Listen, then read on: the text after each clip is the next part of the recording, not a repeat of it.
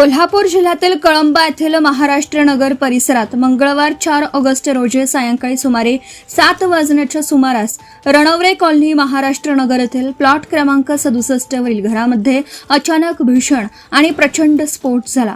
हा स्फोट इतका तीव्र होता की घराच्या भिंती कोसळल्या तर शेजारील घरांच्या खिडक्यांच्या काचा फुटल्या। या घटनेमुळे संपूर्ण परिसरात प्रचंड खळबळ उडाली आणि नागरिकांमध्ये दहशतीचं वातावरण निर्माण झालं।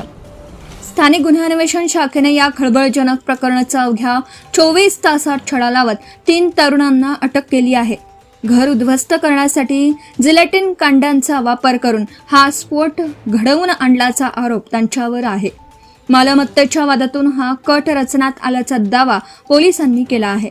अटक करण्यात आलेल्या आरोपींची नावं: प्रज्योत दीपक पवार, वय वर्ष 24, राहणार बापूराम नगर कळंबा; अभिजित प्रभाकर चौगुले, वय वर्ष 24, राहणार परिते तालुका करवीर; प्रसाद दीपक चौगुले, वय वर्ष 23, राहणार परिते तालुका करवीर अशी आहेत। घटनेची माहिती मिळताच करवीर पोलिसांसह बॉम्ब शोधक व नाशक पथक, फॉरेन्सिक तज्ज्ञ आणि अग्निशमन दलाने घटनास्थळी धाव घेतली।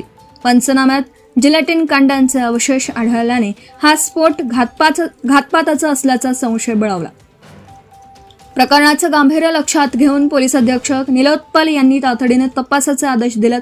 त्या अनुषंगाने स्थानिक गुन्हे अन्वेषणचे पोलीस निरीक्षक सुशांत चव्हाण यांच्या मार्गदर्शनाखाली सहाय्यक पोलीस निरीक्षक सागर वाघ आणि त्यांच्या पथकाने तांत्रिक व गोपनीय माहितीच्या आधारे परिते परिसरात सापळा रचून तिघांना ताब्यात घेतला।